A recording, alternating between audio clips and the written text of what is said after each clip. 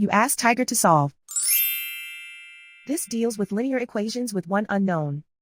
The final result is z equals 12. Let's solve it step by step.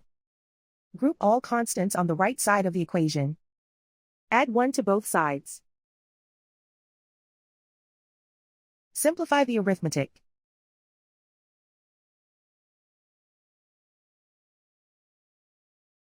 Isolate the z. Multiply both sides by 3. Group like terms. Multiply the coefficients.